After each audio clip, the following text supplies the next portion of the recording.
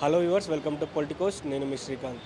ఈరోజు రాజీవ్ గాంధీ గారి వర్ధంతి సందర్భంగా మనతో పాటు మాట్లాడడానికి కాంగ్రెస్ సీనియర్ నాయకులు మానవతరాయ్ గారు ఉన్నారు. సో వారితో పాటు మాట్లాడి తెలుసుకుందాం వారు ఏం చెప్తారు. ముందుగా రాజీవ్ గాంధీ గారి వర్ధంతి నివాళులు. అట్లాంటి మహానుభావుణ్ణి కోల్పోవటం చాలా బాధాకరమైన అంశం. ఈరోజు దేశం అనేది ఆర్థికంగా ప్రగతి పదంలో దూసుకుపోతుందంటే దానికి కారణం దివంగత నాయకులు మాజీ ప్రధాని రాజీవ్ గాంధీ గారు. వారి సేవల్ని ఈ దేశం మొత్తం కూడా భూమి ఆకాశాలన్నంత వరకు కూడా గుర్తుపెట్టుకోవాలి. ఈరోజు కెమెరాలు పెట్టుకొని లేకుంటే టీవీలు, సెల్ ఫోన్లు ఈ విధంగా సమాచార సాంకేతిక విప్లవాన్ని భారతదేశానికి, కంప్యూటర్లను భారతదేశానికి తీసుకొచ్చి ఈ దేశంలో అభివృద్ధి చెందాలని చెప్పి తప్పించి వాటి అభివృద్ధికి రూపకల్పనకు ఆద్యుడైనటువంటి వ్యక్తి రాజీవ్ గాంధీ గారు. అట్లాంటి రాజీవ్ గాంధీ గారు ఆ రోజు ఆవిష్కరిస్తానంటే చాలామంది ఇప్పుడున్నటువంటి బీజేపీ నాయకత్వం కూడా దాన్ని అడ్డుకున్నారు. శాస్త్ర సాంకేతిక రంగం రావద్దు, విప్లవం, సాంకేతిక విప్లవం తేవద్దు అని చెప్పి అడ్డుకున్నా సరే వారి మాటన చెవున పెట్టకుండా రాజీవ్ గాంధీ గారు తీసుకున్న నిర్ణయాలు ఈరోజు ఈ దేశ అభివృద్ధికి దోహదపడుతున్నాయి. గొప్ప దూరదృష్టి కలిగినటువంటి నాయకుడు రాజీవ్ గాంధీ గారు. వారు నిజంగా ఒక స్వతహాగా పైలట్, మన ఇక్కడ సికింద్రాబాద్ ఉన్నటువంటి ఇక్కడే పైలట్ శిక్షణ పొందినప్పటికీ, ఒక మాజీ ప్రధాని కొడుకైనప్పటికీ ఆయన ఎప్పుడు కూడా బయటికి నేను మా ప్రధానమంత్రి కొడుకునని చెప్పకుండా సాదాసీదా జీవితం గడిపినటువంటి వ్యక్తి రాజీవ్ గాంధీ గారు. అట్లాంటి రాజీవ్ గాంధీ గారిని ఉగ్రవాదం పొట్టన పెట్టుకుంది.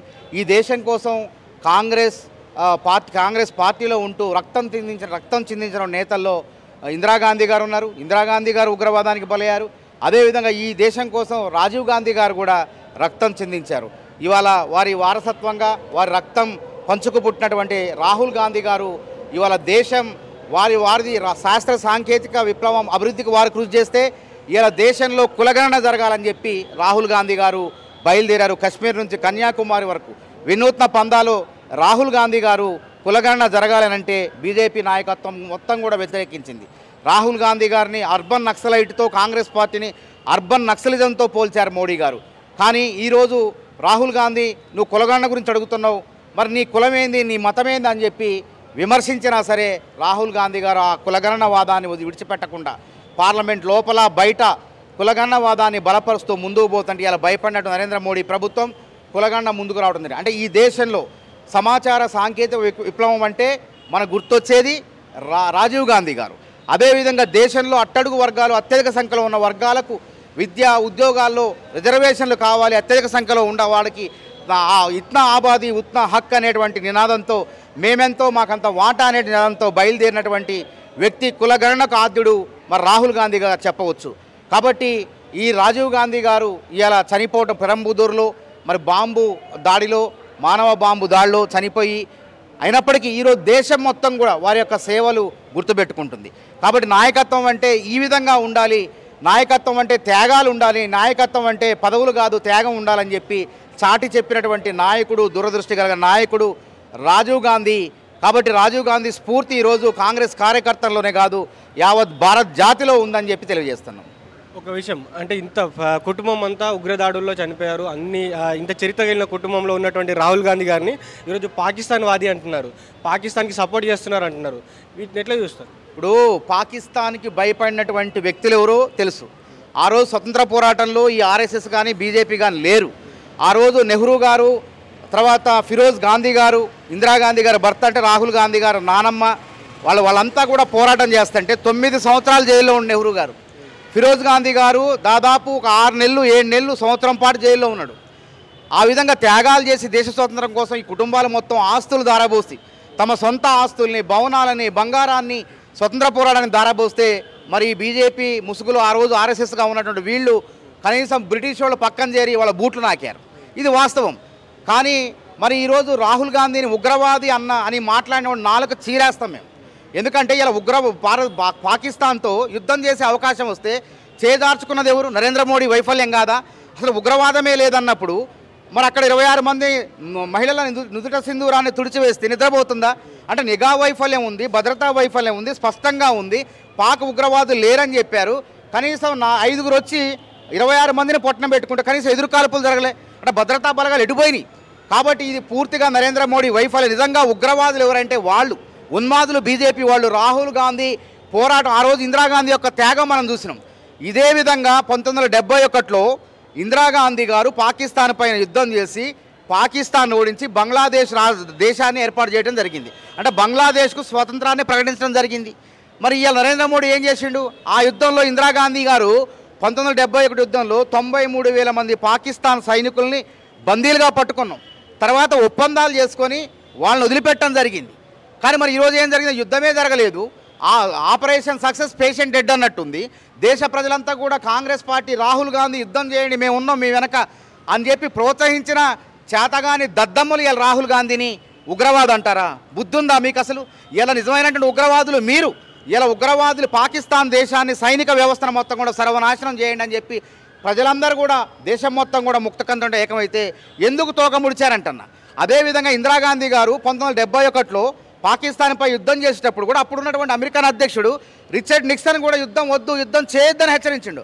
అయినా కానీ ఇందిరాగాంధీ ఒక మహిళ, ఉక్కు మహిళ, వీర వనిత, ధీర వనిత, రిచర్డ్ నిక్సన్ కళ్ళల్లో కళ్ళు పెట్టి చూసి మీరు మాకు స్నేహితులుగానే ఉండాలి కానీ యజమానిగా మాత్రం ఉంటే మాత్రం మేము ఒప్పుకోము, మా దేశ భౌతవ్యాన్ని మా దేశంలోనే నిర్ణయించుకుంటామని చెప్పి ధైర్య సాహసాలతో వచ్చినటువంటి వీరవనిత ఇందిరాగాంధీ.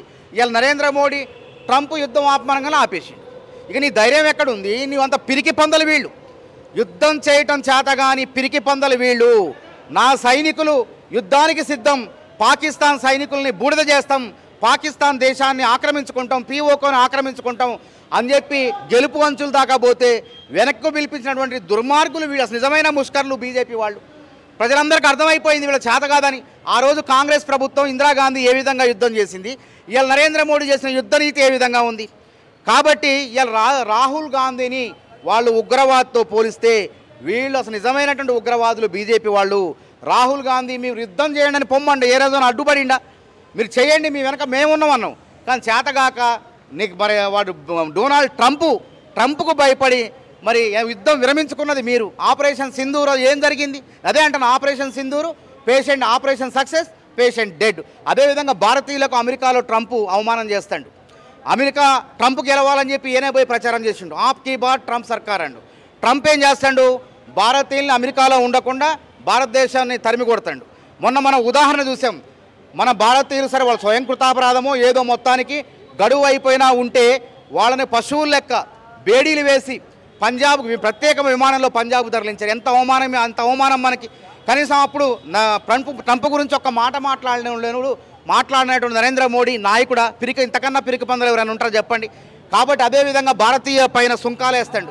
భారతీయ ప్రజలు ఎన్ఆర్ఐలు అమెరికాలో ఉండి మన దేశంలో వాళ్ళ కుటుంబ సభ్యులకు డబ్బులు పంపిస్తారంటే మరి ₹1,00,000 దాకా వాళ్ళు సుంకాలు విధిస్తాడు.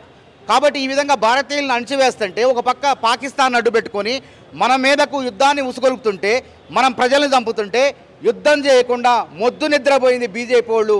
అసలు బీజేపీ వాళ్ళు రాహుల్ గాంధీని అనేటువంటి నైతిక అర్హత లేదు. భారతదేశ ప్రజలకు తెలుసు ఎవరు సమర్థులో ఎవరు అసమర్థులో. ఇంతకాలం మత రాజకీయాలు చేసుకుంటూ పాకిస్తాన్ని ఓడిస్తాం అని చెప్పి అనేక మాటలు మాట్లాడి ఇలా పాకిస్తాన్ చేతిలో తల దించుకునేలా చేశారు. కానీ కాంగ్రెస్ ప్రభుత్వాలు ఇందిరాగాంధీ తల ఎత్తుకునేలాగా, అమెరికన్ ప్రెసిడెంట్ అయితే నాకేంది, నువ్వు ఎవడివైతే నా దేశం జోక్యంలో నా దేశ విషయంలో నీ జోక్యం ఏందని చెప్పి రిచర్డ్ నిక్సన్ లాంటి వాళ్ళని కూడా ఎదిరించినటువంటి ధీరవనిత కాంగ్రెస్ ప్రభుత్వాలవి, ఇందిరాగాంధీది. కానీ ఈడ పిరికి పందలు వీళ్ళు బీజేపీ వాళ్ళు, నిజమైనటువంటి పిరికి పందలు. యుద్ధం చేయడం చేత కానీ దద్దమ్మలు. అంటే నిన్నటి నుంచి పాకిస్తాన్ ఏదైతే ట్విట్టర్ ఉందో ఎక్స్ ఖాతాలో రాహుల్ గాంధీ తెగ వైరల్ అవుతా ఉన్నాడు. రాహుల్ గాంధీ మావాడని కూడా అక్కడ పాకిస్తాన్ వాళ్ళు వరుస ట్వీట్లు చేస్తూ ఉన్నారు. ఎట్లా చూస్తారు దీన్ని? అది కుట్రపూరితంగా వ్యవహరిస్తున్నారు. ఎందుకంటే రాహుల్ గాంధీనే యుద్ధం చేయండి అని చెప్పి ఆ మీటింగ్, రాజ్నాథ్ సింగ్ మీరు జరిగిన మీటింగ్లో మల్లికార్జున్ ఖర్గే రాహుల్ గాంధీ వెళ్ళారు. వెళ్ళిన తర్వాత ఇంత ఘోరమైన అవమానాలు జరుగుతుంటే వాడేదో రాజకీయం కోసం వాడుకుంటుంటే కనీసం నువ్వు చేయాల్సిన రాహుల్ గాంధీని ఆ దేశం వాళ్ళు వాడుకుంటున్నారు కావాలని చెప్పి. వాడుకుంటే రాహుల్ గాంధీ తప్పెట్లయిద్ది అంటున్నా. ఇలా మనం నరేంద్ర మోడీని చేతగాని దద్దమ్మంటున్నారు పాకిస్తాన్లో. మనం ఏమందాం? అందుకే నేనేమంటున్నా, యుద్ధం అంచుల దాకా పోయినాం, గెలుపు అంచుల దాకా పోయినాం, వెనక్కి వచ్చినాం. మన మురళీ నాయకుని కోల్పోయినాం, ఇంతియాజ్ను కోల్పోయినాం, కొంతమంది చనిపోవడం జరిగింది.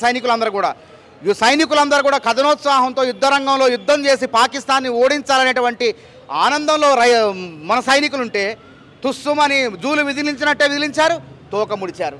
కాబట్టి రాహుల్ గాంధీని మీరు ఎన్ని రకాల మాటలన్నా సరే భవిష్యత్తు రాహుల్ గాంధీ యొక్క నాయకత్వాన్ని దేశ ప్రజలు అంగీకరిస్తున్నారు. రాహుల్ గాంధీ ప్రధానమంత్రి అవుతారు.